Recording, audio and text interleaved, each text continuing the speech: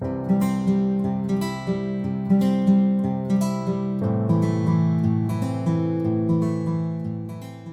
first time I tasted the lemonade, I thought she'd changed brands. Brooke was always cycling through miracle things, detox teas, collagen shots, mushroom coffee that tasted like a wet log. This was her newest favorite, a bright yellow in a mason jar with a bamboo lid and a straw, the thickness of a pencil. She'd made a ceremony of it on our back patio just after sunset, the sky over Phoenix doing that thing where it blushes once and dares you to look away. Hydrate, Mr. Rue's on fire, she said, setting the jar beside my plate. You're always 5 minutes from a cramp. We're rebalancing your electrolytes. You mean we're selling a product, I said, smiling, because Brooke preferred jokes that didn't stick. She grinned back, reheating her content creator voice. We are embracing wellness. Let's not be cynical. I took a sip. Lemon, sure. Something sweet agave, probably. Behind the sweetness was a faint bitterness, not the pithy kind from rind, but a thin metallic edge that tiptoed along my tongue and tried to pretend it didn't belong. I grew up in this business, 50 feet up in July, trying not to pass out on shingle ocean, so I know the taste of odd. I didn't show it. I let the straw rest on my bottom lip, lifted my head like I'd swallowed, and set the jar down with a clink. When you own a roofing company and a handful of rentals in Scottsdale, you get good at making small decisions look innocent. Good? She asked, tilting her phone camera to catch the man's sips. I made a face she'd call authentic in a caption but not in real life. It'll grow on me.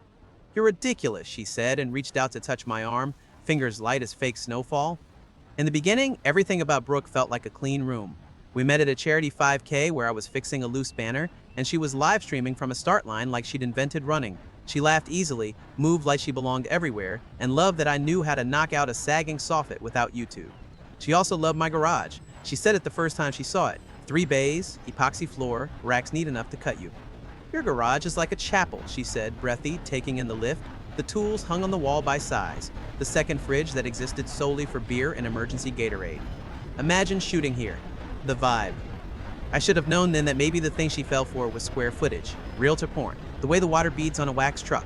But at 38, after a divorce in my late 20s that left me more cautious than romantic, I wanted to believe I found a woman who loved that the AC units on my rentals are all on a spreadsheet with maintenance dates and that I keep extra tarps in the back of the truck because Arizona monsoons don't RSVP. We married 6 months in small ceremony, no drama. She had a dress that twitched when she walked and a smile that felt like permission. My brother Matt joked I'd finally gotten out from under my own roof and into someone else's. Brooke moved into the house in North Phoenix with the desert willow by the mailbox and adopted its lifestyle like a language, rearranging the living room for better lighting, painting the guest bath a color that matched her eyes, adding succulents that stared at you like disapproving grandparents. She changed out the coffee mugs to matte black, swapped my hand towels for waffle weave, and bought a mirror so large it made the entryway look like a hotel. We were fine, better than fine some days. Brooke could be kind when she was off camera. She'd rub the back of my head when I came home baked by the sun, talk about little neighborhood things like the retired cop down the block who overwatered his lawn like he was trying to drown it. She said she wanted a family someday, but a soft landing first. Her words for stability, for a house that looked like her feed. I didn't mind. I liked being a landing. I liked the feeling of being a place you aim for. The first crack was a phone turning face down on the table. Brooke had always been a phone-up woman, quick to show me a DM, to pull me into a comment thread, to ask me what I thought of a new banner font. Then she started placing its screen down as if the screen had developed modesty. She started taking Girls Recovery Saturdays, which meant brunch with mimosas that tasted like they hated themselves, followed by hot yoga with a trainer who ran a boutique fitness studio in Old Town Scottsdale, a guy named Chase with teeth like an ad. He's a genius, she said once, looking at her reflection in the black TV.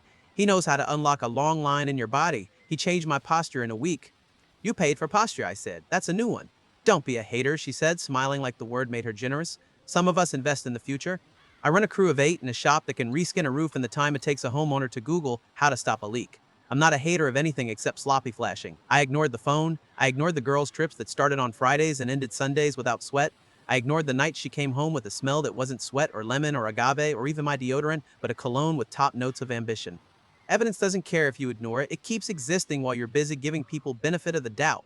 I handle our finances because vendors don't wait, and mortgage companies don't take wellness as currency.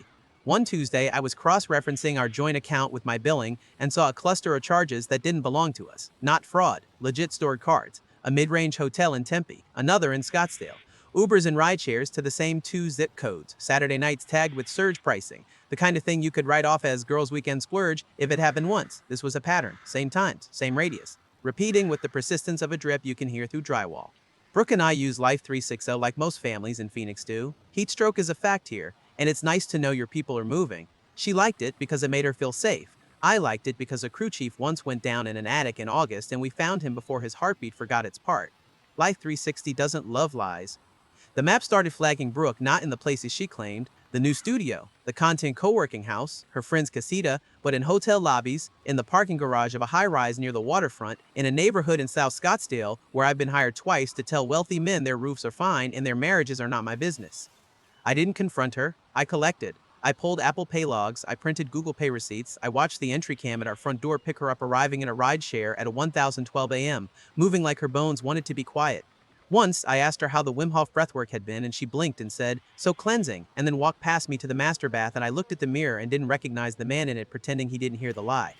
The lemonade came back in Act 2. It was a Thursday. She set it down and then went inside to grab her phone. I stared at the mason jar. The bitterness wasn't loud, but it was there, like the aftertaste of sucking on pennies as a kid. I touched my tongue to the rim and then pulled the jar away. Brooke came back out, sliding her hair into a ponytail with the kind of competence that once killed me. "You didn't drink," she said. "I'm pacing myself," I said, and raised the jar to my lips and faked the swallow again, letting the liquid touch my mouth without committing. I set it under the chair.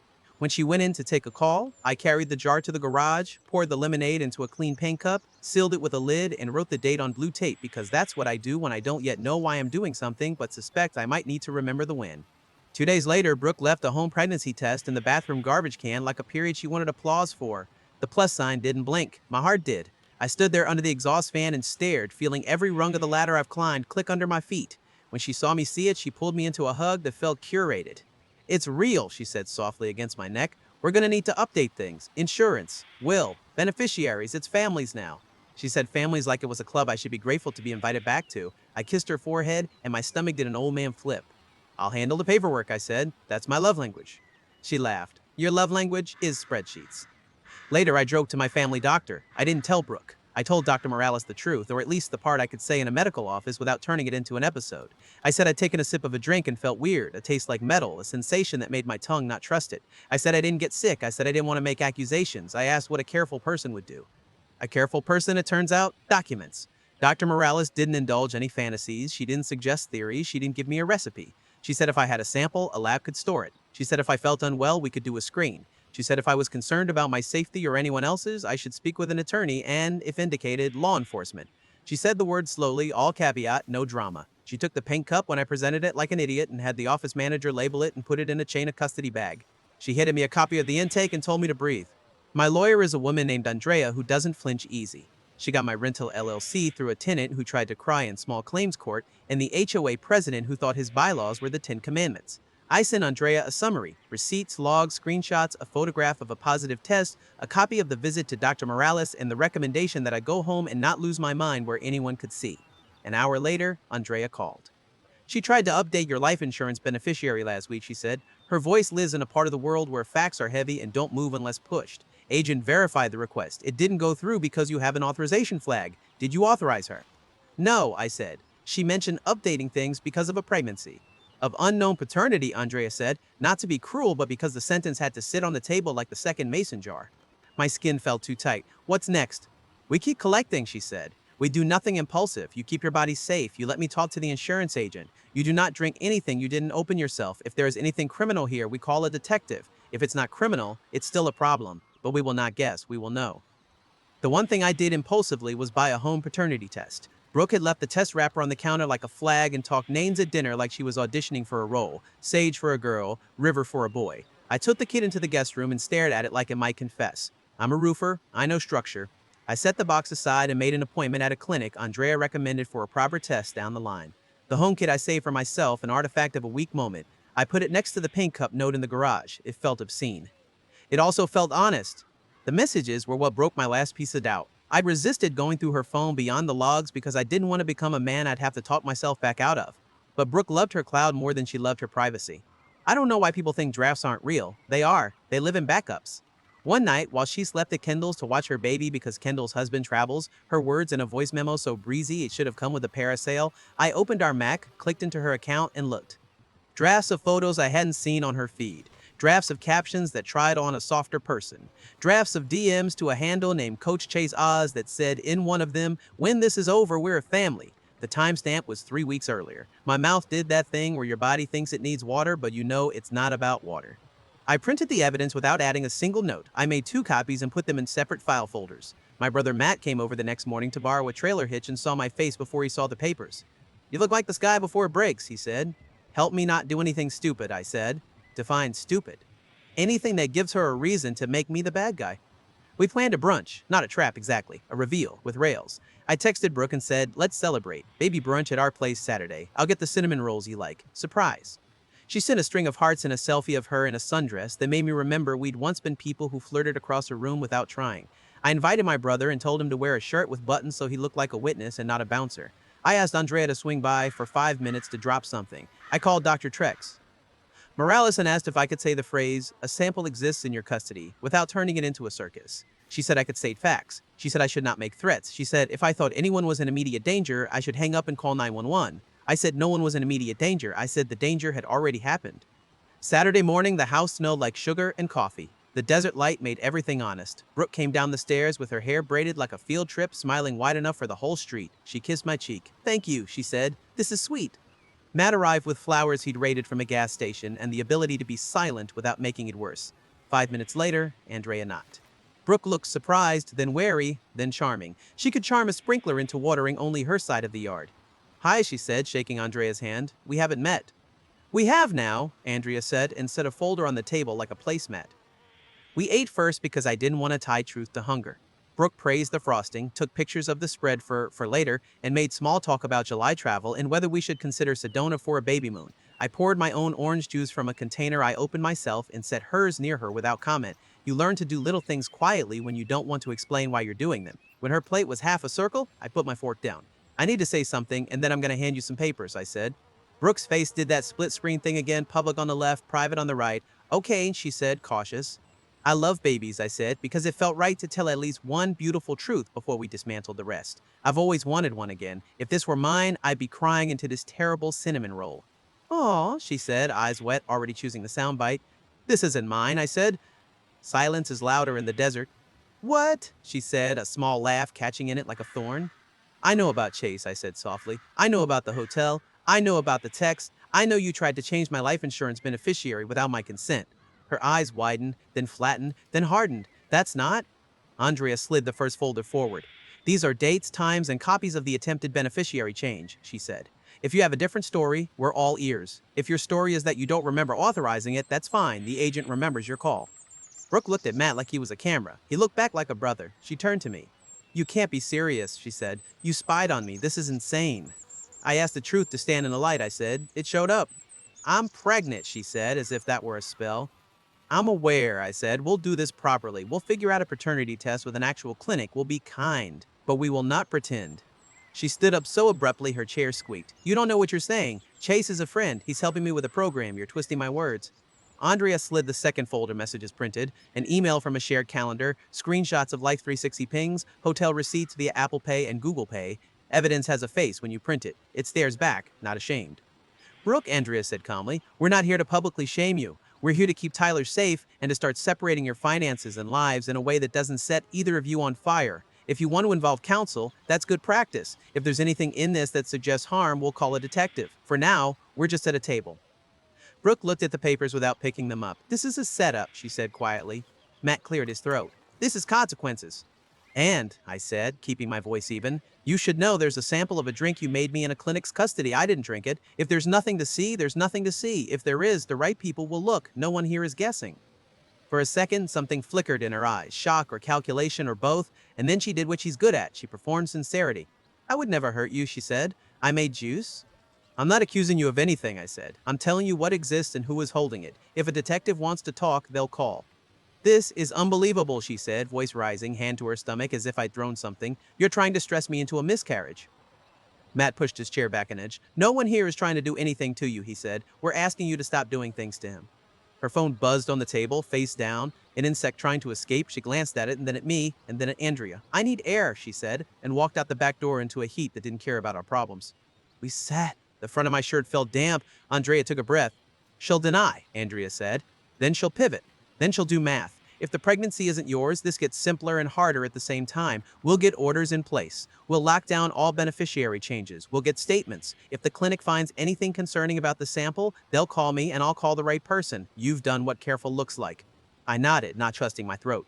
Matt put his hand on my shoulder the way he used to when we were both kids and the dog we loved got hit by a truck and Dad didn't know how to show grief except to fix the fence. We sat there with a half-eaten brunch and a half-ruined future and I realized I wasn't shaking. I was steady. It felt like blasphemy. It felt like relief. In the weeks that followed, Brooke denied with athleticism. She said the messages were taken out of context. She said the hotels were friends booking. She piggybacked for a content thing. She said Chase was mentoring her and we were provincial. She said she never tried to change the insurance, that the agent must be confused. The agent, confronted, was not confused. Andrea filed motions with the efficiency of a person who keeps her own pens. The family doctor kept the sample and told me to stop checking my email like it was a heartbeat monitor. I stopped drinking anything I didn't open. I stopped accepting jars. The paternity clinic's test, the proper one, done clean, returned what it returned. Numbers don't write poetry. I read the letter alone in my truck in a parking lot behind a strip mall gym where people go to get their bodies right while their lives go sideways. I put the letter in a folder and took a picture of a cloud that looked like a fist opening. Brooke's lawyer called Andrea and said the words, "We'd like to discuss a path that protects all parties from embarrassment." Andrea said the word mediation in a voice that made it sound like a prayer answered. We sat in a room with carpet thick enough to muffle regrets. Brooke's lawyer was slick and humane. Andrea was concise. We didn't fight over forks. We fought over what privacy looks like. We untied bank accounts. We carved provision for a child who would be born into a story I refused to tell with villains. We set boundaries with words like no disparagement and no surprise content. We added a clause about beverages that made the mediator lift an eyebrow and then nod. I moved into a rental in Arcadia that smells like citrus in January. Matt and I painted one wall a color I'd mocked when Brooke picked it and watched it turn the light kind. I learned the lawn guy's name. I put my old fridge in the garage and stocked it with water. I opened myself because old habits keep you upright. The crew built a shade over the back slab so I could sit at sunset without cooking. I found a therapist whose office plant had the decency to look fake. I told her what it's like to love a person who loves the door more than the home. She told me I'm good at creating structure and asked if I knew how to sit in one that wasn't designed to hold someone else up. I said I was learning. The clinic called Andrea one morning and Andrea called me. She said a detective might reach out. She said not to tell the story on the internet. She said to breathe. If someone wants the thrill of a headline, they can write it without me. I'm not here for theater. I'm here to be alive. People always ask about Chase, like this is a triangle that deserves geometry. I don't give them the angle they want. I say, a man who sells posture will always choose surfaces. Rumor said he moved to Austin. Rumor said he opened a studio with a refrigerator full of miracle shots. Rumor says a lot. I live in facts. If you've ever been tempted to call boundaries punishment, let me offer the better word, sanitation. I took out the trash and I washed my hands. I didn't pour anything down anyone's throat. I didn't light anyone up on stories. I turned off a faucet that flooded my life and then mopped my floor. It's not romantic. It's clean. If you're reading this because you tasted something bitter in a drink and wondered if you were being dramatic, this isn't the part where I tell you what to do with your liquids. I'll tell you the same thing Dr. Morales told me. Document, don't dramatize. If you don't feel well, see a doctor. If your instincts aren't making headlines in your head, hand them to someone whose job is to keep headlines from happening. I'm not your cautionary tale. I'm a man who paid attention. I still own the house with the 3-bay garage. It's rented to a family with a dog that doesn't understand fences. I go by sometimes to check a trip GFCI or look at a vent pipe a new inspector didn't like. I stand in the garage and feel a memory press against my shoulder, then step back. I've discovered I like the smell of cut grass more than lemon pith. I've discovered I can stand in a kitchen by myself and not need to perform anything for anyone. I've discovered I don't ever want to drink out of a jar again, and that it's okay to have preferences that look petty to strangers and like survival to me. A neighbor asked me if I'm dating. I said I'm rebuilding. They said that was semantics. I said semantics are how you get the roof to stop leaking. If you're here for an ending where someone goes to jail in a montage, I can't give you that. If the right people make the right calls based on what they saw in a sealed bag, that's their work. Mine was to choose myself before someone else chose me off the benefits form. Mine was to sit in truth without inventing a villain for better TV. Mine was to step around a jar and into a life that doesn't need props. Would you have done it differently? Would you have drunk the lemonade to keep the peace? Would you have flipped the table? Or would you have let evidence do the talking, taken a deep breath, and built your exit like a home that won't blow over in the first storm? Tell me what you would have done. If this story made you stop and examine your own definitions of love, safety, and proof, drop your take in the comments, hit like, and subscribe. Another one is already on the way.